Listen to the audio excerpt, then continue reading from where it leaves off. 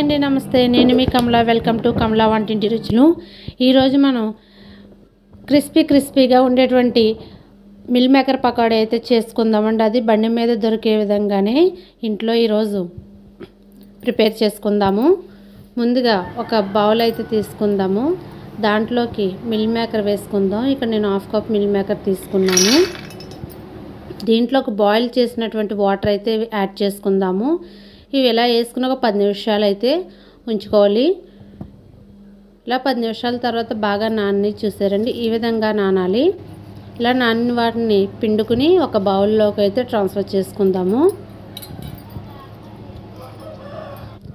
చూస్తున్నారు కదా, ఈ విధంగా వచ్చిన తర్వాత దీంట్లోకి 1 స్పూన్ శనగపిండి, 1 spoon cornflour, 1 spoon rice flour, అలాగే 1 స్పూన్ అల్లం వెల్లుల్లి పేస్ట్, అలాగే 1/2 స్పూన్ పసుపు, ఒక 1/2 స్పూన్ కారం, రుచికి సరిపడా సాల్ట్,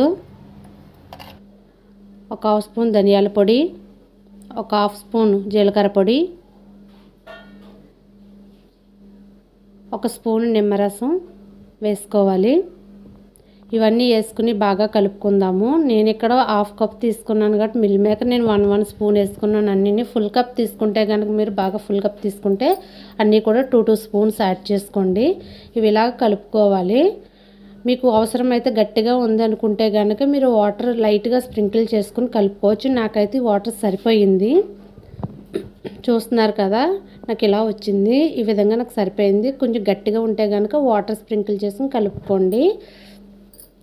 తర్వాత వీటిని ఫ్రై చేసుకుంటే కడాయి పెట్టుకుని దాంట్లోకి డీప్ ఫ్రైకి సరిపడా ఆయిల్ అయితే యాడ్ చేసుకుందాము. ఆయిల్ వీటెక్కిన తర్వాత మనం కలిపి పెట్టుకున్నటువంటి మిల్ మేకర్స్ ఉన్నాయి కదండి, ఇవన్నీ కూడా ఒకటి కింద దీంట్లో వేసుకుందాము. మొత్తం ఒకేసారి ముద్దల కింద వేసేయకుండా ఒక్కొక్కటి యాడ్ చేసుకోవాలి. ఇలా వేసిన తర్వాత 1 నిమిషం ఉంచి వీటిని మెల్లగా కలుపుకుందాము.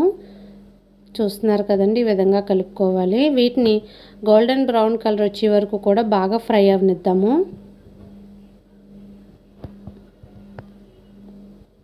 ఈ విధంగా ఫ్రై అవ్వాలండి. చూస్తున్నారు కదా, మంచి కలర్ వచ్చినాయి. ఈ విధంగా ఫ్రై అయిన తర్వాత వీటిని మనం పక్కకు తీసేసుకుందాము.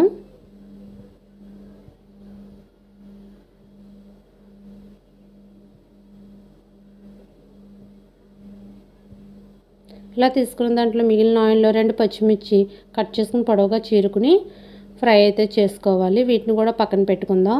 తర్వాత కొంచెం కరివేపాకు కూడా ఫ్రై చేసుకోవాలి.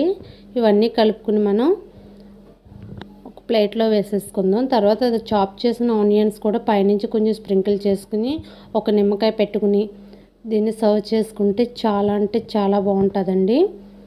మీరు కూడా ట్రై చేయండి. ట్రై చేసి ఎలా వచ్చిందో కామెంట్ సెక్షన్లో కామెంట్ చేయండి. అలాగే వీడియో నచ్చినట్టయితే లైక్ చేయండి, సబ్స్క్రైబ్ చేయండి. Thank you.